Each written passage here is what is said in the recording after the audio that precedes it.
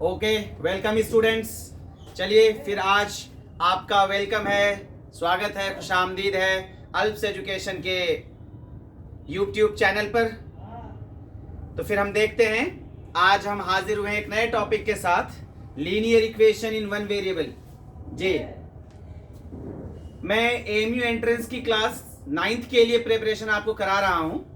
आप मेरी बात को ध्यान से समझना। लीनियर इक्वेशन आज ही स्टार्ट करेंगे और वन शॉट के अंदर इंशाल्लाह हम कोशिश करेंगे कि जितने तरह के भी क्वेश्चन आते हैं वो सब के सब सेट हो जाए। आज आपका पूरा का पूरा रिवीजन हो जाए और जितना कॉन्सेप्ट्स है लीनियर इक्वेशन से मुताबिक वो सब हम लोग देख लेंगे। आप बिल्कुल आराम से सब्र तहम्मुल के साथ सुनते रहिए, वीडियो को समझते रहिएगा, जल्दबाजी में मत रहना, लास्ट तक देखना। इंशाल्लाह आपका एक क्वेश्चन भी नहीं छूटेगा।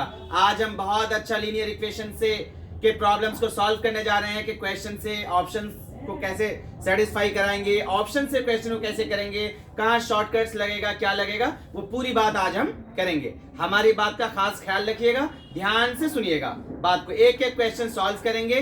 पहले बात को समझ लो, आज हम पहले लीनियर इक्वेशन ब्रीफ कर रहे हैं कि लीनियर इक्वेशन होता क्या है। ये बेसिक सुन लो पहले लीनियर इक्वेशन का, फिर मेरी बात समझना। लीनियर इक्वेशन का मतलब क्या होता है? लीनियर का मतलब होता है लाइन, मींस यहाँ पे स्ट्रेट लाइन से है। ऐसा इक्वेशन जिसका अगर ग्राफ बनाया जाए तो स्ट्रेट लाइन मिले। जी, और इक्वेशन हम आप समझ रहे हैं कि when something is equal to another thing that makes an equation. तो लीनियर इक्वेशन का जो स्टैंडर्ड फॉर्म है इन वन वेरिएबल, बात को समझना, linear equation in one variable में स्टैंडर्ड फॉर्म ये है, ax plus b that is equal to 0. We can say this is standard form of linear equation. Standard form of linear equation का मतलब है general form of linear equation. अगर linear equation को एक ही equation में दिखाना हो, बच्चों को समझाना हो कि स्टैंडर्ड फॉर्म लिखो, तो हम लिख सकते हैं ax plus b equal to 0। One variable में एक ही वेरिएबल यूज हुआ है। वेरिएबल किसको कहते हैं? ऐसी चीज जिसकी वैल्यू चेंज हो जाए, जिसकी वैल्यू बदल जाए, जो फिक्स ना हो। जितने भी अल्फाबेट्स हैं ये ऑलमोस्ट वेरिएबल ही की तरह ट्रीट किए जाते हैं। But in this equation one variable में x वेरिएबल है और x के साथ क्योंकि a आया है यहाँ पे, तो हम a को एज अ कांस्टेंट ट्रीट कर रहे हैं। इसको स्टैंडर्ड फॉर्म में दिखाने के लिए अगर हम इसको इस तरह से लिखें 2x plus 3 equals to 0। अब आप जरा मैच कराओ कि इसमें a की जगह क्या है? 2। तो हम कह सकते हैं कि 2 एज अ कांस्टेंट यूज हुआ है, x यहाँ पे वेरिएबल यूज हुआ है। लेकिन फिर कॉन्सेप्ट्स की बात यह है कि अगर कोई कांस्टेंट किसी वेरिएबल के साथ यूज होता है तो फिर वो कांस्टेंट नहीं रहता, उसको हम लोग कोएफिशिएंट बोलते हैं। We can say 2 is the coefficient of x। जी, 2 is the coefficient of x and 3 जो है इसके साथ कोई वेरिएबल नहीं है, 3 अकेला है। तो इस इक्वेशन में 3 as a constant, 3 as a constant and 2 as a coefficient and x as a variable. तो आपने समझ गया, हमारी बात को अच्छे से समझ लिए। ये तीनों टर्म्स में डिफरेंस हैं कि वेरिएबल क्या है, कांस्टेंट क्या है, कोएफिशिएंट क्या है। वेरिएबल वो वैल्यू होती है जिसकी वैल्यू पूरी की पूरी चेंज हो जाए। अल्फाबेट्स में जो हमारे पास नीचे के लेटर्स हैं x y z, all these letters को हम लोग वेरिएबल की तरह ट्रीट करते हैं। ऑब्वियसली ABCD भी वेरिएबल ही है, वो कोई कांस्टेंट नहीं है। लेकिन क्योंकि इक्वेशन में अगर वो x y z के साथ आता है तो x y z को एज अ वेरिएबल हम लोग ट्रीट करते हैं जनरल फॉर्म ऑफ इक्वेशन के अंदर, और a b c को जनरली हम लोग एज अ कांस्टेंट ट्रीट करते हैं। That is not the constant. फिर तो कांस्टेंट की डेफिनेशन ही चेंज हो जाएगी। इसलिए बात को ध्यान से समझने की कोशिश करना। कांस्टेंट है 1 2 3 जिसकी वैल्यू कभी चेंज ना हो। 1 आज से 1000 साल पहले भी 1 ही था, आज भी 1 ही है और आज के बाद भी 1 ही रहेगा। 1 को हर जगह लोग 1 ही कहते हैं, 2 3 4 नहीं कहते। 2 तो 2 ही है, वो हर जगह 2 है, 3 3 है। लेकिन वैल्यू ऑफ x कहीं पे 0 आ जाती है, कहीं 1 आ जाती है, कहीं 2 आ जाती है, तो इसलिए हम लोग x को वेरिएबल की तरह बोलते हैं। लेकिन इस इक्वेशन में x वेरिएबल है, a कांस्टेंट है, सॉरी कोएफिशिएंट है, a कोएफिशिएंट है, b कांस्टेंट है। इसी तरह से दूसरा इक्वेशन मैंने लिख के आपको समझाया। 2 यहाँ पे कोएफिशिएंट है, किसका? x का कोएफिशिएंट है। 3 यहाँ पे कांस्टेंट है। जी, तो ये general form of linear equation को हम लोग इसी ढंग से शो करते हैं। कई जगह हम लोग इस लीनियर इक्वेशन को ऐसे भी दिखाते हैं y is equal to m x plus c. Sorry, ये 2 वेरिएबल्स हो गया, हमको तो एक ही वेरिएबल नोट करना है जी, 2 वेरिएबल्स हो गया, ये हमको तो एक ही वेरिएबल दिखाना है, तो एक वेरिएबल ये है। और ऐसा चेक कर लेते हैं हम लोग, 4x माइनस 5 इक्वल्स टू 0। बात को समझना, ये जो x है अगेन वेरिएबल है, x के साथ जो 4 है, ये 4 is the coefficient of x। And अब यहाँ पे अगर हम यहाँ से कंपेयर करें तो a की वैल्यू 4 हो जाएगी, x तो x है ही वेरिएबल, और b पूछा जाएगा इस इक्वेशन में b क्या है, तो b माइनस 5 हो जाएगी। तो while we compare these two equations we can say the value of a is 4 and b is minus 5। तो आप समझ गए standard form of linear equation को। आप अपनी कॉपी में नोट कर लीजिए, कॉपी खोल कर रखिए, आपको बार बार वीडियो को सुनिए।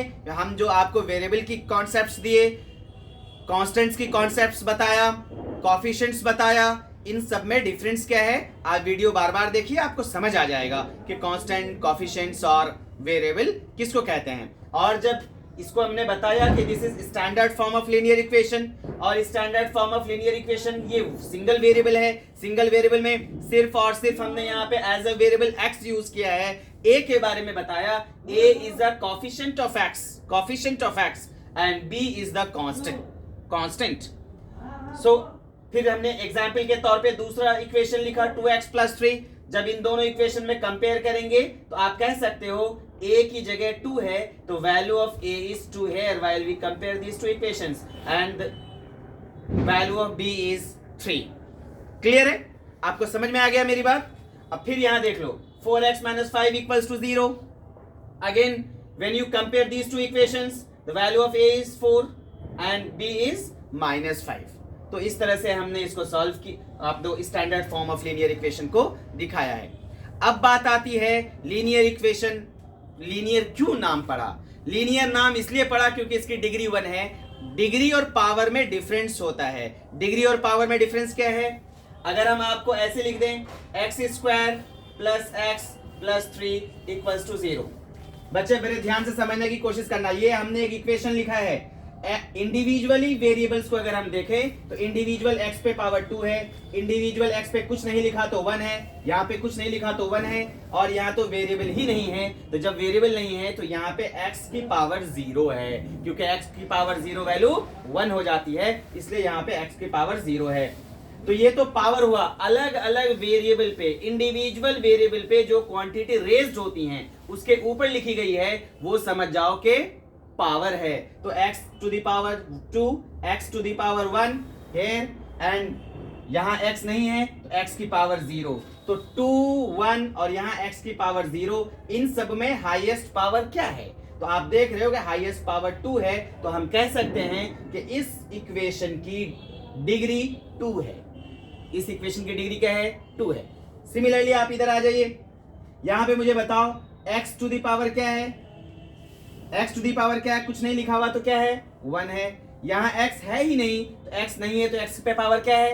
0 है। तो यहाँ पावर 1 और यहाँ x टू दी पावर 0, तो ये 1 और इस 0 में हाईएस्ट पावर क्या हुआ? तो हाईएस्ट पावर 1 हुआ, तो हम कह सकते हैं कि इस इक्वेशन की डिग्री 1 है। तो ऐसा इक्वेशन जिसकी डिग्री 1 हो जाए उसको लीनियर इक्वेशन कहते हैं जी।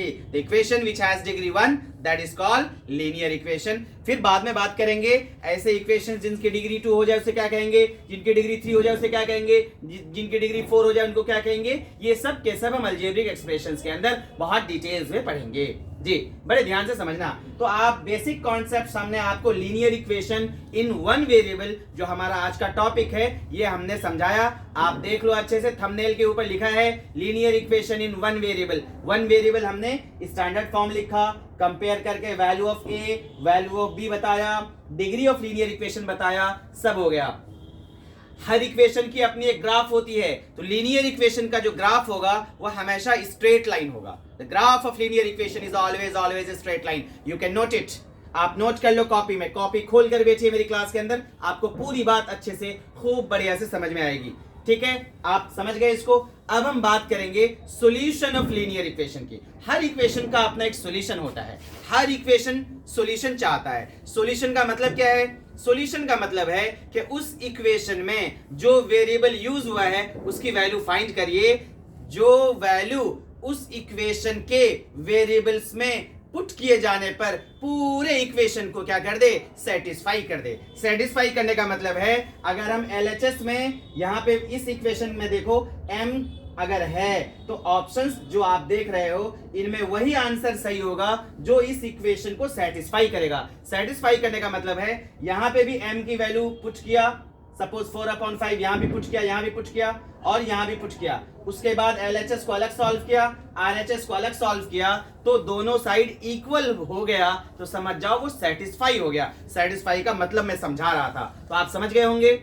तो सॉल्यूशन ऑफ लीनियर इक्वेशन पे मेरी बात हो रही है, मैं आपसे ये कह रहा हूं कि वो वैल्यू जो इक्वेशन को सेटिस्फाई कर दे, मतलब वेरिएबल्स की जगह पुट करने पर RHS के इक्वल आ जाए, LHS और RHS दोनों आपस में इक्वल हो जाए, तो हम कह देंगे कि ये उसका सॉल्यूशन है। सॉल्यूशन ही का दूसरा नाम कहीं कहीं पे रूट्स भी लिखता है, find the roots of linear equation. इसलिए बेटे घबराने की जरूरत नहीं है, सॉल्यूशन और रूट्स एक ही बात है।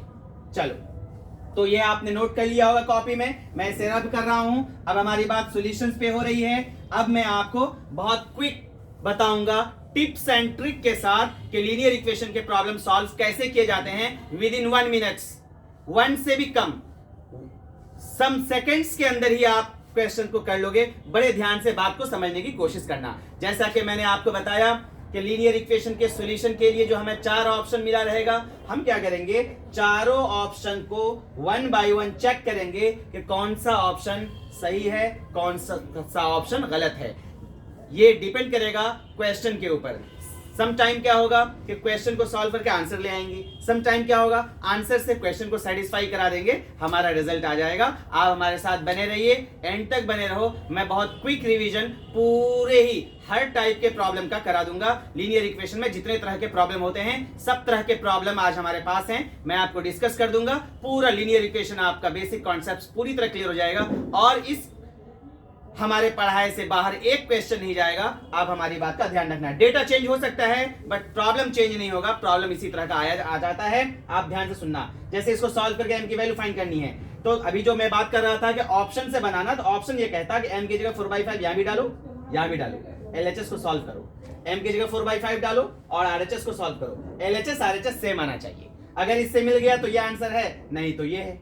इसको चेक करेंगे, ये भी सेटिस्फाई कर दिया तो ठीक है, नहीं तो इसके पास जाएंगे।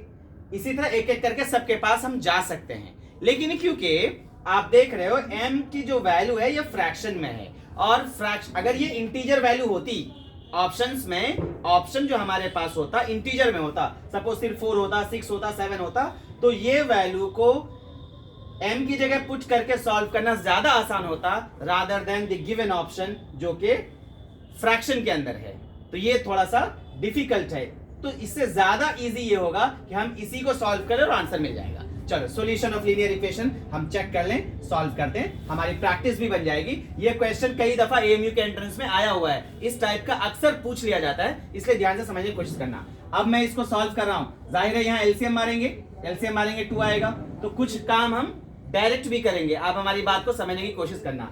LCM 2 मारा, 2 जाके m से मल्टीप्लाई होगा तो 2m हो जाएगा, तो हम यहाँ पे लिख लेते हैं 2m। अब जाहिर है ये 2 से 2 डिवाइड होगा, 1 आएगा, 1 जाके m-1 से मल्टीप्लाई होगा तो m-1 ही बचेगा। और ये जो माइनस है, ये माइनस इन दोनों टर्म के साथ है, क्योंकि यहाँ ब्रैकेट नहीं है तो बच्चे कंफ्यूज हो जाते हैं। इस माइनस से सिर्फ इस m को मल्टीप्लाई करते हैं, जबकि इस माइनस से नहीं करते, और वो बोलता है सर मेरा रिजल्ट ही नहीं आ रहा है। कई दफा मैंने बच्चों को देखा है, इसलिए मैं बच्चे आपसे बता रहा हूं, क्वेश्चन में तो दिया नहीं भी रह सकता है, बट आप यहाँ पे ब्रैकेट लगा लेना। आप चाहो तो यहाँ पे ब्रैकेट यूज कर लो इजीनेस के लिए। अब माइनस से अंदर मल्टीप्लाई कर दो तो -m + 1, सिंपल। अगेन फिर आप यहाँ पे एलसीएम ले लो, यहाँ पे एलसीएम लो, क्या आएगा एलसीएम 3 जाके 1 से मल्टीप्लाई होगा 3। अगेन जो काम मैंने यहाँ किया है सेम काम यहाँ भी करूंगा। यहाँ पे भी आप चाहो तो ब्रैकेट ले लो, अदरवाइज जिनकी प्रैक्टिस अच्छी है तो डोंट डू लाइक दैट, आप सीधे ये आंसर कर सकते हो -m and +2।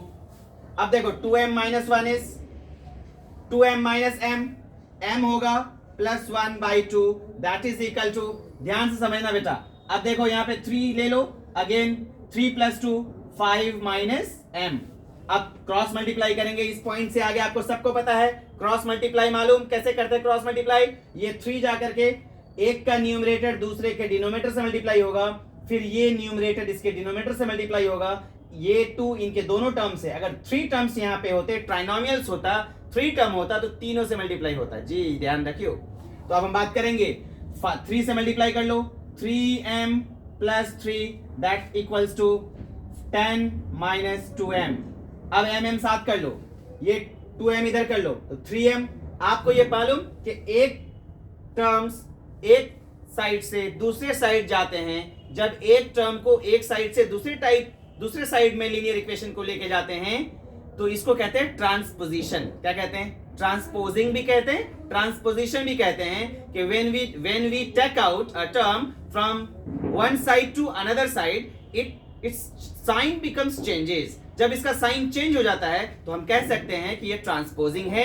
This process is called transposition और ट्रांसपोजिंग। तो हम बात करते हैं माइनस 2m इधर आएगा तो माइनस इधर आएगा तो क्या आएगा? प्लस हो जाएगा। 3m plus 2m is 5m, that is, अब ये 10 प्लस 3 उधर जाएगा, ये प्लस 10 है तो ये 3 उधर जाएगा तो क्या बनेगा? 10 minus 3 is 7, so m is equal to 7/5। So this is the answer. देखो अब ऑप्शन चेक करो कौन सा ऑप्शन सही है। ऑब्वियसली सी ऑप्शन सही है। एक बार फिर ऊपर से देखो, पूरी बात आपको समझ में आ जाएगी। चलिए फिर हम आपके सामने सेकंड इक्वेशन लिए हैं आपकी प्रैक्टिस के लिए, और ये इक्वेशन भी कई दफा पूछा हुआ है कि सॉल्व करिए, इसमें से बताओ क्या है वेरिएबल, इसमें क्या है वेरिएबल बताइए। ऑब्वियसली वेरिएबल क्या है? f है। 4 को क्या बोलेंगे? क्या बोलेंगे 4 को? 4 को कोफिशिएंट बोलेंगे f का। यहाँ पे कांस्टेंट टर्म क्या है इस इक्वेशन में? तो कांस्टेंट टर्म -3 कह सकते हैं। -3 अगर हम इसको जनरल फॉर्म से करें, जनरल फॉर्म में प्लस b था, यहाँ पे -3 है तो b की वैल्यू यहाँ पे क्या आ जाएगी? -3। सिमिलरली यहाँ पे f का कोफिशिएंट क्या है? 10 है और b की जगह -9 कह सकते हैं। चलो अब इसको सॉल्व करना है। सॉल्व करने से पहले ये देखेंगे कि यहाँ पे ये डेसिमल है और यहाँ पे ये डेसिमल है। डेसिमल को कैरी ऑन कर सकते हैं, लेकिन कैरी ऑन करना थोड़ा मुश्किल होता है, तो आप ऐसे कर सकते हो इसमें, ये पॉइंट को हटाओ। जब आप ये पॉइंट हटाएंगे तो नीचे 100 आएगा, इधर भी ये पॉइंट हटाएंगे नीचे 100 आएगा। ये तो पता है ये मैकेनिज्म सबको। अब नीचे के 100 और इधर के 100 दोनों आपस में कैंसिल, तो पॉइंट का झमेला ये खत्म हो जाएगा। उसके बाद देखो ये 5 बचा हुआ है, जितनी जल्दी कर सको क्विक। 5 5 जा कैंसिल हो गया ये। अब आप 5 से इन दोनों को मल्टीप्लाई कर दो, 4 5 जा 20f माइनस 15, दैट इज, इधर तो पूरा खत्म हो गया है, 10f माइनस 9। समझ में आ गया सबको?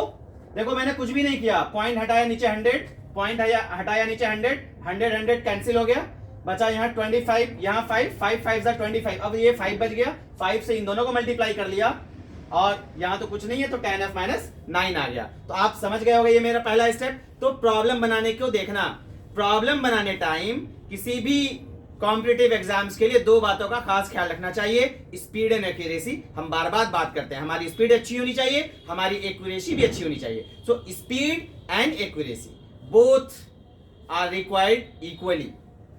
चलिए अब यहां देख लो, एफ साथ कर लो। अभी हमने आपको ट्रांसपोजिंग के बारे में बताया, ट्रांसपोजिशन बताया। 10f इधर आ जाएगा, 20f पहले से है, 10f प्लस में इधर आएगा तो -f हो जाएगा। तो 20f माइनस 10f क्या बचेगा बताओ? ऑब्वियसली 10f माइनस 9 है अपने पास, उधर -9 आ गया।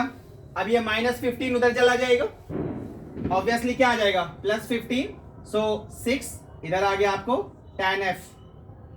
सो f that is equal to 6/10। So 6/10 काटोगे भी तो फायदा नहीं है फिर बाद में, क्योंकि आंसर हमारा डेसिमल में है। तो बेहतर इसमें यह है कि आप ऐसा करो कि एक 0 नीचे है ना, ऊपर एक डिजिट के बाद पॉइंट डाल दो, बस f की वैल्यू आ गई। एक बार चेक कर लो आपका सॉल्यूशन सही है या गड़बड़ है। आप आसानी से इसको चेक कर सकते हैं। 20 15 इधर से आ गया 10f माइनस 9 10f और ये -9 + 15 इज 6 एंड दिस इज 6/10। अच्छा मैंने चेक क्यों किया? चेक ध्यान रखने वाली बात है। ऑप्शन देखो 0.5 0.2 5 एंड नन। जब भी आपका ऑप्शन नन के करीब हो जाए, मतलब जैसे मैंने 0.6 निकाला, ऑप्शन में ABC में है नहीं 0.6, D में नन है, तो एक बार जब भी नन ऑफ दीज पे आप मार्क करने जा रहे हो रीचेक करो, क्योंकि नन ऑफ दीज थोड़ा खतरा की घंटी बजाता है। तो बेहतर आपके लिए यह है कि नन ऑफ दीज पे जैसे ही आप जा रहे हो कि हाँ भाई यहाँ आंसर नहीं है, चलो नन ऑफ दीज मार्क कर दो, तो एक बार रीचेक करो वाकई जो नन ऑफ दीज हम लगा रहे हैं दैट इज 100% राइट और नॉट। इसीलिए हमने रीचेक किया था और हमारी कोई बात नहीं थी। तो आपने देख लिया क्या आंसर मिल रहा है 0.6, हमारे पास 0.6 नहीं है, ऑब्वियसली नन ऑफ दिस सही होगा। अब हम दूसरे क्वेश्चन की तरफ चलते हैं। बच्चों आप देख लो कि लीनियर इक्वेशन में दो तरह के प्रॉब्लम होते हैं। There are two types of problem in linear equation in one variable, in single variable. कैसा? एक तो इक्वेशन बना बनाया होता है, इक्वेशन बना बनाया है, बस कुछ नहीं करना, सीधे सॉल्व करके वेरिएबल जो अभी यूज हुआ है उसके अंदर x y z a b c या एम कुछ भी यूज हुआ उसकी वैल्यू फाइंड कर लेना। दूसरा टाइप होता है वर्ड प्रॉब्लम। अक्सर बच्चों को वर्ड प्रॉब्लम में बहुत प्रॉब्लम है जी, सर वर्ड प्रॉब्लम नहीं बनता, वर्ड प्रॉब्लम नहीं बनता। तो वर्ड प्रॉब्लम के लिए बहुत आसान तरीका ये है कि आप पहले वर्ड्स को समझो कह क्या रहा है। जिस बच्चे को ये समझ में आ गया कि क्वेश्चन कह क्या रहा है तो उसको ये भी समझ में आएगा कि how to handle this question, कि कैसे इसको हैंडल करेंगे। जैसे अब मैं आपको बता रहा हूं वर्ड प्रॉब्लम्स में भी कई तरह का क्वेश्चन है। अक्सर linear equation in one variable में जो भी वर्ड प्रॉब्लम के क्वेश्चन होते हैं वो ऑप्शन से बन जाते हैं। अक्सर मैं आपको बना के दिखाऊंगा ज्यादातर प्रॉब्लम। तो जब भी आपको एमसीक्यूज में सिंगल वेरिएबल पे लीनियर इक्वेशन वाला कोई प्रॉब्लम आ जाए तो आप क्या करो, ऑप्शन से उसको सेटिस्फाई कराओ, तुरंत बन जाएगा। विद इन 2 to 5 सेकेंड भी आप आंसर आप बहुत आसानी से निकाल सकते हो, जैसा कि मैं अभी आपको करवाऊंगा। आप हमारे साथ बने रहना बिल्कुल लास्ट तक, जल्दीबाजी मत करो, पूरी लीनियर इक्वेशन तुम्हारी रिवाइज हो जाएगी। और अगर आप चैनल के अंदर बिल्कुल नए हैं तो इसको लाइक करिए, सब्सक्राइब करिए, शेयर करिए, ताकि इसका फायदा दूसरे लोग भी उठा लें, उनको फायदा हो जाए, उनको बेनिफिट्स मिल जाए। चलो देखते हैं क्वेश्चन क्या कह रहा है। 2 numbers are in the ratio 5:8, मतलब 2 नंबर ऐसा हो जिसका रेशियो 5:8 हो। हम ऑप्शन पे चाहेंगे भैया इसमें से कौन हो जो 5:8 दे रहे हो बताओ। तो ये 2 नंबर है, पहले इसके पास जाएंगे, इन दोनों का रेशियो निकालेंगे, देखेंगे आता है 5:8। अगर आता है तो पॉसिबल हो सकता है, चेक करेंगे। चलो 60 और 122 का रेशियो निकालो। कट रहा है ये तो काट दो, कट रहा है ये कितने बार में? 2 से भी काट सकते हो, चलिए 2 से काट दो, 2 से 2 6 जा, 2 1 जा। अब ये कट रहा है 30/60, कट तो नहीं रहा। इससे पता ये चला कि इन दोनों का रेशियो 5:8 नहीं आ रहा है, तो ये आंसर सही नहीं हो गया।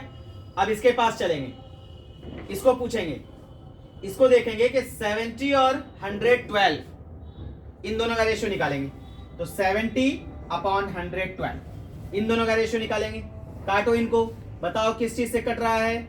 सपोज इसको अगर हम लोग काट दें 14 से काटो, 14 से 14 5 जा 70, 14 से 14 8 जा 112। देखो कट गया, 5/8 आ रहा है रेशियो, 5/8। तो रेशियो अगर यहाँ 5/8 हो गया तो इसका मतलब ये नहीं कि यही सही है जी। हमारे पास एक कंडीशन और है, हो सकता है इन दोनों में भी कोई ऐसा ऑप्शन मिल जाए इन दोनों में जिसका रेशियो 5:8 हो जाए, तब क्या मतलब, तब तीनों सही हो जाएगा? नहीं, कोई एक ही सही है। तो फिर जैसे ही हमको मिला तो अब हम क्योंकि एक ही सेंटेंस पढ़े हैं, एक ही कंडीशन अभी तक सेटिस्फाई हुआ है, हम सेकंड कंडीशन को भी सेटिस्फाई कराने की कोशिश करेंगे। ध्यान से समझना, नहीं तो पता चला अक्सर क्वेश्चन में क्या होता है कि एक से ज्यादा ऑप्शन पर पहला कंडीशन सेटिस्फाई कर जाता है, तो इससे आप कंफ्यूज हो जाओगे ना कि कौन सा सही होगा। तो आप सेकंड कंडीशन जैसे ही लगाओगे सारे ऑप्शंस पर तो तुरंत से बिल्कुल निकल के सामने आ जाएगा कि कौन सा सही है। तो 2 तुम्हारा खत्म हो जाएगा, 1 बच जाएगा, 1 पे सेटिस्फाई होगा। दोनों कंडीशन जिस ऑप्शन पे सेटिस्फाई होगा वही ऑप्शन सही है। अब सुनना, अब देखो ये हमारा था, अब इसका कह रहा है second, if the sum of the number is 182। तो आप देखो इन दोनों को प्लस करके देखो 182 आ रहा है कि नहीं। 70 + 112 182, 182 तो 182। दोनों कंडीशन फुलफिल अगर हो गया तो और आगे चेकआउट करने की जरूरत नहीं है, टाइम बर्बाद करने की जरूरत नहीं है जी। तो यही आंसर सही है, आंख बंद करके मार दो, सही होगा। अगर किसी के मन में है कि सर आगे भी चेक कर लेते तो कर लो, इन दोनों का निकालो, रेशियो निकालो, 5/8 आता है कि नहीं, चेक कर लो। 50/132, 2 से कटेगा 25, 2 से कटेगा 2 6 जा, एंड 2 6 अब और कटेगा 25/66 आ रहा है, नहीं कटेगा। जब ये नहीं कटेगा तो फिर इसका मतलब ये सही नहीं है, तो ये भी कैंसिल हो गया। सिमिलरली ये भी कैंसिल हो गया, क्योंकि 65 और 130 का जो रेशियो निकालोगे ये 1:2 आएगा, तो ये 5/8 नहीं आएगा, तो ये भी गलत है। तो ये वाला सही है, चेक हो गया, सबसे अच्छा, इसलिए ध्यान रखो। चलिए हम लोग दूसरा क्वेश्चन देखते हैं। वर्ड प्रॉब्लम का ही दूसरा है। जैसे हमने आपको पहले भी बताया कि क्वेश्चन वर्ड प्रॉब्लम में कई तरह का होता है। एक होता है नंबर बेस्ड क्वेश्चन, के word problem based on numbers, word problem based on ages, problem based on boat and stream, problem based on money matters. हर तरह के क्वेश्चन को हम लोग देख लेंगे, इससे ज्यादा कोई क्वेश्चन पूछा नहीं जाएगा, बात को ध्यान से समझना था। अब देखो ये क्वेश्चन, ये प्रॉब्लम बेस्ड ऑन नंबर्स था। इससे पहले भी जो मैंने क्वेश्चन किया वो भी नंबर बेस्ड प्रॉब्लम था। तो देखो, the sum of the digit of 2 digit number is 15, मतलब 2 डिजिट का नंबर है जिसमें डिजिट का सम 15 है। तुरंत ऑप्शन से बनाओ। आज मैं आपको शॉर्टकट ही डिस्कस कर रहा हूं, बस एकदम ध्यान रखना, मैं इक्वेशन बिल्कुल नहीं बनाऊंगा, समझना ध्यान से, आप मेरे साथ बने रहिए। 2 डिजिट का सम 15, चेक करो कहां हो रहा है भैया, 9 + 6 15। तो is it possible? Yes it is. 69, this is also possible, क्योंकि इन दोनों का सम 15 हो रहा है। 8 और 7 दोनों का सम 15 हो रहा है। 78 दोनों का सम 15 हो रहा है। देखो पहला कंडीशन, अभी जैसे कि इससे पहले वाले क्वेश्चन में जैसे हम डिस्कस कर रहे थे, एक से ज्यादा ऑप्शन पे अगर फर्स्ट कंडीशन सेटिस्फाई हो जाए तब क्या करेंगे?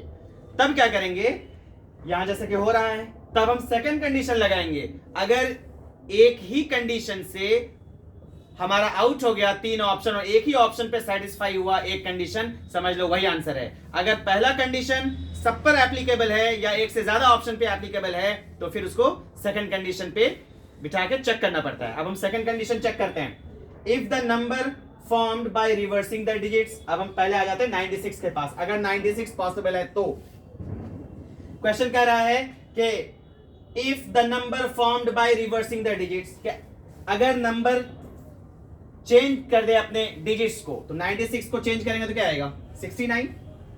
तो ऐसा करने से कह रहा है if the number form by reversing the digits is less than the original number by 27। Yes, ये जो ओरिजिनल नंबर है इसको अगर हम लोग चेंज करें तो 69 मिलता है। 69 के बारे में कह रहा है कि दिस 69 इज 27, दिस 27 देख लो, 27 लेस देन 96, 96 से ये 27 कम है। तो 96 तो 69 96 से तो कम है, ये जरूर है, लेकिन 27 है कि नहीं?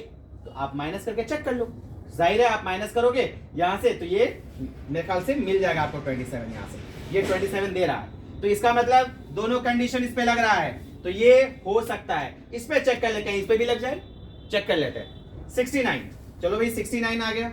69 को रिवर्स करो 96। तो क्वेश्चन कह रहा था नया नंबर पुराने से लेस होना चाहिए, तो 96 इज नॉट लेस देन दी 69, और वो भी 27 नहीं, ये गलत है, ये तो लेस है ही नहीं 69 से। 96 इज ग्रेटर। अब आ जाओ 87, 87 को चेक करें, 87 को रिवर्स करो 78, इन दोनों को माइनस करो, इन दोनों को जब माइनस करोगे तो जाहिर है 27 नहीं आएगा, क्या आएगा चेक कर लो भाई। 17 में 8 माइनस करो तो आपको 9 मिलेगा, और 17 में यहां कितना बच गया 7, तो 7 तो 9 ही मिल रहा है, 27 होना चाहिए, तो ये भी नहीं है। सिमिलरली इसको भी चेक करना, ये भी नहीं मिलेगा, ए इज द आंसर। तो आप समझ गए कॉन्सेप्ट्स कि कैसे किया गया जी, इसको ध्यान से याद रखिएगा। चलिए तो हम लोग दूसरा क्वेश्चन फिर से देखते हैं। वर्ड प्रॉब्लम, ये भी नंबर बेस्ड प्रॉब्लम है। हर नंबर बेस्ड प्रॉब्लम थोड़ा लेंदी है, हर टाइप का हम ले रहे हैं। जैसे इससे पहले नंबर फॉर्मेशन का था, अब न्यूमरेटर डिनोमिनेटर का है। तो अब हम चेक कर लेते हैं कि ये क्वेश्चन क्या कहता है। This question is quite different from that, इसलिए ध्यान से समझना। The denominator of a rational number is greater than its numerator bye 3। पहला कंडीशन यही है। आप इसको भी ऑप्शन से बना सकते हो कि न्यूमरेटर डिनोमिनेटर से 3 ज्यादा होना चाहिए, कह रहे हैं ना। The denominator of rational number is greater than, मतलब डिनोमिनेटर ये न्यूमरेटर से 3 ज्यादा होना चाहिए। पढ़ लो question. The denominator of rational number is greater than its numerator. Denominator numerator से बड़ा होना चाहिए। तो अब देखो 5 8 से बड़ा है क्या? नहीं है ना, नहीं है, ये सही। पहले ही कंडीशन पे ये फेल हो गया, पहला कंडीशन सब पे लगाओ। फिर देखो 4 7 से 3 ज्यादा है क्या? नहीं, बल्कि उल्टा है ये। तो 7 ज्यादा है, डिनोमिनेटर से न्यूमरेटर ही ज्यादा है, तो ये भी फेल हो गया। फिर यहाँ देखो, हाँ यहाँ मिल रहा है डिनोमिनेटर न्यूमरेटर से 3 ज्यादा है। पहला कंडीशन यहाँ सेटिस्फाई हो रहा है। अब इस पे सेकंड कंडीशन लगाएंगे। Second condition, if 3 is subtracted from the numerator. देखो भाई 4/7 जो पॉसिबल था उसको दूसरा कंडीशन लगा रहे हैं। 3 चेक माइनस करिए फ्रॉम द न्यूमरेटर्स में 3 minus and 2 is added to the denominator. 2 add कर दिया डिनोमिनेटर में, 4 - 3 कितना हो गया 1, 7 + 2 इज 9। तो आपसे क्वेश्चन कह रहा है 2 is added to its denominator, the new number becomes 1/5। 1/5 वो नया नंबर क्या हो गया 1/9। तो इसका मतलब ये भी आंसर सही। जो 4 ऑप्शन में 3 ओमिट हो गया, चौथा होने ही होना है। हो चेक कर लिए, वाकई कहीं ये भी तो कहीं क्वेश्चन ही मिस्टेक हो, चेक कर लेते हैं। 5/8 के पास जाते हैं, इसको पूछते हैं कि भैया आपका डिनोमिनेटर न्यूमरेटर से 3 ज्यादा है, तो चेक करो 5/8 में 8 5 से 3 ज्यादा है, सही है। फिर क्वेश्चन था 3 is subtracted from the numerator, 5 में 3 माइनस करो और 8 है नीचे, 2 इज एडेड तो 2 प्लस करो, तो 5 - 3 इज 2, 8 + 2 इज 10, 2 1 = 2, 5 = कितना आ गया 1/5। क्या कह रहा था 1/5 होना चाहिए, सही है, सही है। तो इसका मतलब ये कंडीशन सही है। तो इस तरह से भी हम लोग आसानी से ऑप्शन से ही क्वेश्चन को सेटिस्फाई करा के बना सकते हैं। चलो बच्चों हम लोग दूसरा देखते हैं। एक दूसरा क्वेश्चन है बहुत अच्छा हमारे पास, आप बहुत अच्छे से देखो, क्वेश्चन थोड़ा लेंदी है, पढ़ के समझने की कोशिश करो और बहुत ही इंपॉर्टेंट क्वेश्चन है। मेनी टाइम्स ये क्वेश्चन पूछा हुआ है एएमयू के एंट्रेंस एग्जाम में, इसलिए बहुत बड़े ध्यान से मेरी बात को समझना। मैं आपको एक्सप्लेन कर रहा हूं, ध्यान से समझने की कोशिश करो। देखो समझो क्या कह रहा है। A steamer goes downstream and covers the distance between 2 ports in 4 hours, while it covers the same distance upstream in 5 hours. If the speed of stream is 2 km/h, find the speed of steamer in still water. जी बात को समझना। एक बहुत अच्छा question है boat and stream पे। मैं आपको एक कहानी सुना देता हूँ बोट स्ट्रीम बेस्ड कॉन्सेप्ट्स क्या है। जी कॉन्सेप्ट ये है कि जब आप किसी बोट पर बैठ के नदी में उतरते हो, रिवर में चल रहे होते हो, तो रिवर की अपनी एक स्पीड होती है, मतलब वाटर फ्लोइंग स्पीड होती है, वाटर की स्पीड। तो जिस डायरेक्शन में वाटर मूव कर रहा होता है, अगर आप भी उसी डायरेक्शन में बोट लेके मूव कर रहे हो तो इसको बोलते हैं डाउन स्ट्रीम। जब आप डाउन स्ट्रीम मूव कर रहे होते हो तो आप ध्यान दिए होगे कि बहुत आसानी से, बहुत अच्छे से हवा खाते हुए चले जा रहे होते हो। आपकी स्पीड, आप कोशिश करो बहुत हल्की और आप बहुत आगे तक बढ़ जाएंगे, आपको एफर्ट्स कम लगानी पड़ेगी। क्यों ऐसा होता है? क्योंकि आपकी जो स्पीड है उसमें वाटर की जो स्पीड है वो आकर के ऐड हो जाती है। तो डाउन स्ट्रीम में क्या होता है, speed of boat and speed of water, जिसको हम लोग करंट की भी स्पीड कह सकते हैं या स्ट्रीम की स्पीड कह सकते हैं, वो दोनों डाउन स्ट्रीम में ऐड हो जाती है। फिर आप चले गए, फिर वापस जब आप अपने ओन पोजीशन पे आना चाहते हो तो तब क्या होता है, क्योंकि आप उधर से आ रहे हो, अब वाटर तो फिर अपने ही डायरेक्शन में मूव कर रही है और आप उसके अपोजिट आ रहे हो। Boat and stream now in opposite direction, opposite direction को अप स्ट्रीम बोलते हैं। ध्यान से समझने की कोशिश करना। अब अप स्ट्रीम में क्या होता है, आप काफी एफर्ट्स लगाते हो, बहुत कोशिश करते हो, लेकिन बहुत कम मूव कर पाते हो, एफर्ट से कम। ऐसा क्यों होता है? ऐसा इसलिए होता है कि आपकी स्पीड और वाटर फ्लोइंग स्पीड, स्ट्रीम की स्पीड अपोजिट डायरेक्शन में होने की वजह से सब्ट्रैक्ट होकर के रिजल्टेंट स्पीड बनती है। याद रखना, आप ध्यान रखो। साइकिल तो सब बच्चे चलाए होंगे, साइकिल चला के जब आप स्कूल जा रहे हो और मॉर्निंग में जिस डायरेक्शन में आप जा रहे होते हो उसी डायरेक्शन में विंड फ्लो हो रही होती है, तो आपको कैसा फील होता है? बहुत आसानी से मारते हो एक पैडल, जाते हो 4 पैडल के इक्वल, कितना आसानी से पहुंच जाते हो। लेकिन जब आप वापस स्कूल में छुट्टी होने के बाद अपने घर आते हो तो देखो 4 पैडल मारो तो 1 पैडल के बराबर भी नहीं जाएगा। ऐसा क्यों होता है? क्योंकि डाउन स्ट्रीम में जब आप चल रहे थे तो आपकी स्पीड को स्ट्रीम विंड की स्पीड प्लस कर दे रहा था रिजल्टेंट स्पीड बनाने के लिए, और आप प्लस हो जा रहे थे, बहुत आसानी से मूव कर जा रहे थे, स्पीड प्लस हो जाता है डाउन स्ट्रीम में। याद रखना, अप स्ट्रीम में अब वो आपको पुशअप कर रहा है अपोजिट डायरेक्शन में, तो जब भी पुशअप होता है तो रिजल्टेंट स्पीड के लिए माइनस हो जाता है। बात समझ में आ गई? तो यही है। तो अब आप देखो इसमें क्या कह रहा है, steamer goes down stream and covers the distance between two ports in 4 hours. Down stream में 4 आवर्स लगता है, while it covers same distance up stream, same distance फिर जैसे आप यहां से स्कूल गए और स्कूल से घर आए सेम ही डिस्टेंस है। Up stream in 5 hours, obviously up stream में टाइम ज्यादा लगेगा क्योंकि स्पीड माइनस होने की वजह से कम हो जाता है। If the speed of stream is 2 kilometre per our, stream की जो स्पीड है वो 2 किलोमीटर पर आवर है, ये लिखा हुआ है। और find the speed of steamer in still water. अब बात समझो जाइए, यही है स्टिल वाटर की स्पीड। अब हम ऑप्शन से ही बनाएंगे, कैसे बनाएंगे बात को ध्यान से समझना। अब हम एक एक को चेक करेंगे। 16 किलोमीटर अगर हम स्पीड ले लेते हैं स्टीमर की, एक तरफ लिखते हैं डी मतलब डाउन स्ट्रीम की स्पीड और एक तरफ लिख लेते हैं up stream, down stream DS, up stream US, up stream speed and down stream speed. 16 kilometre है तो 16 किलोमीटर अगर हमारे पास ये स्पीड है स्टिल वाटर में, ध्यान से समझना, 16 किलोमीटर अप स्ट्रीम की स्पीड है 16 किलोमीटर पर आवर, ये लिख लो kilometre per hour. Down stream speed क्या हो जाएगी, डाउन स्ट्रीम मतलब प्लस होगा, प्लस जो होगा तो किसकी स्पीड प्लस होगी, स्ट्रीम की। स्ट्रीम की स्पीड कितनी दी हुई है 2, तो 16 किलोमीटर पर आवर में 2 ऐड कर दो, कितना हो जाएगा भाई 18 किलोमीटर पर आवर। ये kilometre per our carry on इसलिए कर रहे हैं क्योंकि ये स्पीड की यूनिट है। बाकी बनाने के लिए सब जगह एक ही यूनिट यूज हुई है। अगर प्रॉब्लम बनाने में ज्यादा दिक्कत हो रही है, अगर आप नहीं भी लिखो तो सॉल्यूशन के लिए, क्योंकि शॉर्टकट हमारा है, कॉम्पिटिटिव एग्जाम है, लिखना बहुत ज्यादा जरूरी नहीं है। चलिए 18 हो गया, ये हो जाएगा अप स्ट्रीम। अप स्ट्रीम में जैसा कि हमने बताया माइनस होगा, तो 16 में 2 माइनस करके बताइए, 16 में 2 माइनस करो बेटा, 14 हो गया। चलिए दोनों की स्पीड आ गई। अब डाउन स्ट्रीम में टाइम टेकन कितना है, 4 आवर्स है। देखो डाउन स्ट्रीम यहां है and time to distance between 4 hours. तो हम देखते हैं 4 आवर्स में कितना डिस्टेंस ट्रैवल करता है। 4 आवर्स में, तो 4 आवर्स में कितना डिस्टेंस ट्रैवल करेगा, 18 4 72, 72 किलोमीटर का डिस्टेंस ट्रैवल होता है।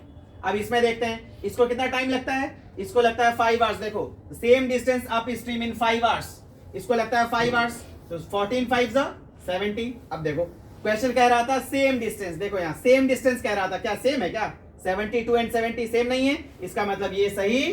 तो चेक करने का तरीका अगर आपको आ गया है, आप एक एक करके सबको चेक कर सकते हो जी। अब मैं दूसरा चेक कर रहा हूं, ध्यान से समझना, दूसरे के पास जाता हूं, 20 के को पूछता हूं कि तुम हो क्या, 20 बोला मुझे चेक करो, तो चेक करते हैं इसको।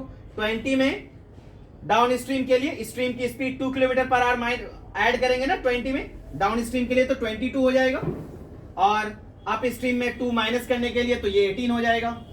तो अब ये है कि 4 आवर्स में डाउन स्ट्रीम में कितना डिस्टेंस ट्रैवल हुआ, तो 4 से मल्टीप्लाई करेंगे तो 88 किलोमीटर आ जाएगा। और यहाँ पे 5 आवर्स ये 90 आ जाएगा। देखो कहीं 88 है कहीं 90 है, दोनों इक्वल डिस्टेंस, हुआ क्या इक्वल, नहीं हुआ, तो इसका मतलब ये भी सही नहीं है। तो अब हम इसके बाद का चेक करेंगे, 18 के पास जाएंगे, अब 18 को पूछेंगे, तो 18 में देखते हैं कि फिर 2 kilometre per hour down stream के लिए क्या करना पड़ेगा बताइए, प्लस करेंगे तो 20 आ जाएगा। अप स्ट्रीम के लिए इसमें क्या करेंगे, माइनस करेंगे, कितना 2, तो 16 आ जाएगा।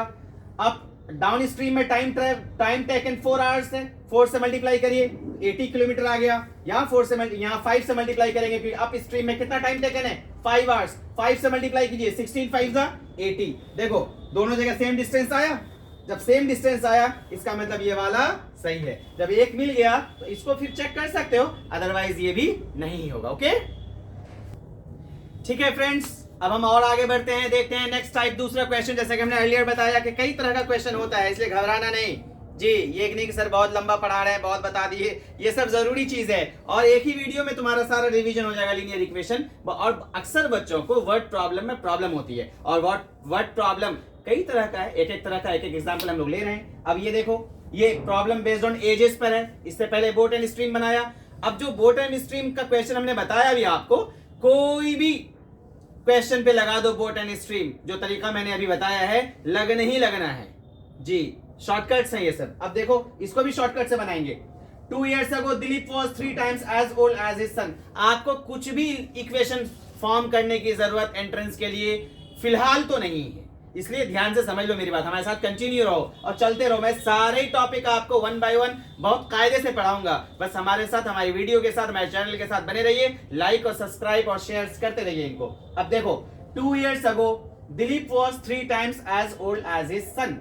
एक सेंटेंस पढ़ो और कंडीशंस को फुलफिल करो। आप देख रहे होगे कि मैं सारे क्वेश्चंस ऑप्शन से ही बना रहा हूं जी, क्योंकि बन ही जाते हैं क्वेश्चन, ध्यान रखना। तो ये सब प्रेजेंट एज दिया हुआ है, क्वेश्चन है फाइंड द प्रेजेंट एजेस, ये सब प्रेजेंट दिया हुआ है। एक एक ऑप्शंस को चेक करेंगे। पहला ऑप्शन है 14 और 38, इसको चेक करो। कह रहा है 2 years अगो, ये सब प्रेजेंट एज है, तो भैया 2 साल पहले ये सन का एज है और ये दिलीप का एज है, तो 2 साल पहले सन का एज कितना होगा? अभी 14 साल है, तो 2 साल पहले कितना होगा बताइए? 12 years, यस आप पता है, आप बता रहे हो 12 साल। अभी 38 years दिलीप का एज है, तो 2 years बिफोर कितना होगा? ऑब्वियसली 36। क्वेश्चन कह रहा है Dilip was 3 times as old as his son. अब देखो दिलीप सन से 3 times हुआ कि नहीं? 36 12 का 3 times है, तो पहला कंडीशन सेटिस्फाई हो रहा है, ये कंडीशन यहाँ पे सेटिस्फाई हो रहा है। जब पहला कंडीशन सेटिस्फाई हो रहा है तो हम आंख बंद करके ये नहीं कहेंगे कि यही सही है जी, हम सेकंड कंडीशन भी लगाएंगे। क्या कह रहा है? एंड 2 years hence, मतलब 14 है अभी present as, 2 years hence, 2 years hence का मतलब है आफ्टर 2 years, अभी से 2 साल के बाद, आफ्टर 2 years, तो 14 है आफ्टर 2 years कितना हो जाएगा? 16। 38 है आफ्टर 2 years कितना हो जाएगा? आफ्टर 2 years इज 38 से तो ये हो जाएगा 40। अब क्वेश्चन कह रहा है कि 2 years hence twice his age will be equal to 5 times that of his son's age, मतलब सन के एज को 5 टाइम्स करो। देखो 5 times that of his son's age, son के एज को 5 टाइम्स करो। सन का एज कितना है? 16, 16 5 जा 80, और 2 years hence twice his age, his word use हुआ है दिलीप के लिए, his किसके लिए यूज हुआ है? दिलीप के लिए यूज हुआ है, तो twice his age मतलब दिलीप के एज का twice, तो दिलीप 40 है, 40 का twice 80 जी, 42 जा 80। कह रहा है कि इक्वल, देखो इक्वल वर्ड यूज हुआ था यहाँ पे, दोनों का एज इक्वल हो जाए, देखो इक्वल हो गया, इसका मतलब पहले ही ऑप्शन में सेटिस्फाई हो गया, तो इसका मतलब यही वाला सही है। अगर आप दूसरे तीसरे को भी चेक करना चाहो तो इसी तरह से आप इसको भी चेक कर लीजिए। अगर इसके अलावा भी दोनों कंडीशन किसी पे लग रहा है तो मुझे कमेंट बॉक्स में लिखिए, मैं चेक करता हूं। चलिए तो देखते हैं हम लोग नेक्स्ट टाइप का क्वेश्चन हो, वेरी इंपॉर्टेंट क्वेश्चन, और कई बार आया है और आप सुने भी होंगे इस क्वेश्चन को। पढ़ो ध्यान से, समझो, क्वेश्चन समझने की कोशिश करो। वर्ड प्रॉब्लम का एक की पॉइंट यही है, do as the question says. और हम देख रहे हो सारे क्वेश्चन को ऑप्शन ही से बना रहे हैं। मैंने शुरू में ही वीडियो के कहा था कि शॉर्टकट यूज करेंगे और बहुत आसानी से 1 मिनट के अंदर सारे क्वेश्चन को आप आसानी से सॉल्व भी कर पा रहे हो। सुनना मेरी बात ध्यान से। Half of herd of deer are grazing in the field, मतलब हर्ड के अंदर कुछ डियर हैं और वो अपने फील्ड में घास खा रही है। And 3/4 of the remaining are playing nearby, कुछ उसमें से 3/4 उसका बगल में, उसके बगल में अपना खेल वेल रही है। The rest 9 are drinking water, बचे हुए पानी पी रहे हैं। Find the number of deer in the herd, तो बताइए तो हर्ड के अंदर टोटल कितने डियर्स हैं। हम ऑप्शन से ट्राई करेंगे। देखो सुनो, half of herd of deer are grazing in the field, मतलब अगर टोटल नंबर ऑफ डियर 27 है, इसका आधा grazing in the field, field में घास खा रही है, तो 27 का आधा करो। 27 का आधा कितना होगा? 13.5, तो 13.5 में 13 हर्ड तो समझ में आता है, साढ़े मतलब आधा, 13.5, तो 13.5, ये हाफ हर्ड, हाफ डियर होता है क्या? आधा हिरन देखा है? आधा आदमी देखा है कभी? हाफ आदमी नहीं। इसका मतलब 27 पॉसिबल ही नहीं है, इसका हाफ ही पॉसिबल नहीं है। हाफ इंटीजर होना चाहिए, इंटीजर नहीं तो नंबर ऑफ डियर आधा नहीं हो सकता। नंबर ऑफ पर्सन या किसी भी इन चीजों का नंबर ये होगा तो पूरे ही शक्ल में होगा, तो ये नहीं होगा। अब आ जाओ 72 के पास, 72 को पूछते हैं। 72, तो 72 का आधा करो, कितना होगा? 72 का हाफ 36, तो भैया 36 घास खा रही है। Half of herd of deer are grazing in the field, तो हाफ करने पे इंटीजर आया तो ये पॉसिबल है। आगे बढ़ते हैं। एंड 3/4 ऑफ द रिमेनिंग, 72 का हाफ अगर घास खाने चली गई, बची कितनी? कितना हिरन बचा? तो 36, 36 का 3/4, 36 का 3/4। चलिए तो सेकंड ऑप्शन जो हम लोग देख रहे हैं उसको देखते हैं कि ये जो 72 हम लोग ऑप्शन लिए हैं, तो 72 में तो 36 जो हाफ है वो grazing in the field, remaining तो 72 में 36 माइनस करेंगे, 36 बचा। अब 36 का 3/4 प्लेइंग नियर बाय, चेक करते हैं 36 का 3/4 कितना होता है? 3/4, तो 3/4 इंटू 36, 4 से 4 9 जा 9 3 जा 27, तो 27 प्लेइंग नियर बाय। तो 36 में से 27 बगल में खेल रही है, तो पानी कितना पी रही है देख लेते हैं पहले यहां से पानी।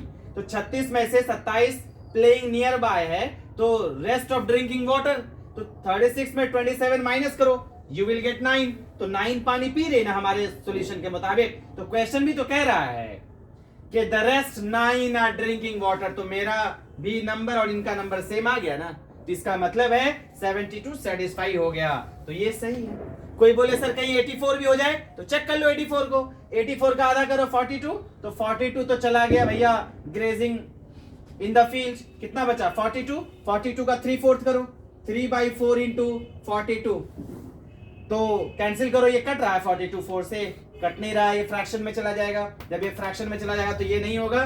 सिमिलरली 48 भी पॉसिबल नहीं है, इसको चेक करिएगा, अगर आएगा तो मुझे कमेंट बॉक्स में लिखिए। तो आपको पता चल गया। तो इस ढंग से हम लोग पूरा लीनियर इक्वेशन को जैसा जैसा प्रॉब्लम था, एक एक टाइप के प्रॉब्लम्स को हम लोग देख लिए हैं। अब ये सारे जितने हमने बताए हैं इसी में से अक्सर क्वेश्चन पूछा जाता है।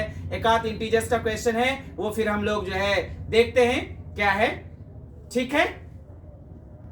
चलिए इंपॉर्टेंट क्वेश्चन है, इसको देख लेते हैं। 3 consecutive integers add up to 51। consecutive तो आप समझ ही रहे होंगे, सक्सेसिव, यस, जस्ट लगातार नंबर्स। सपोज कर लो तो आपसे कह रहा है कि 3 consecutive integers add up to 51, तो इन सारे कौन से नंबर्स हैं? 3 consecutive integers add up to 51, तो आप चेक कर लो, ये क्वेश्चन पूरा लिखा गया है।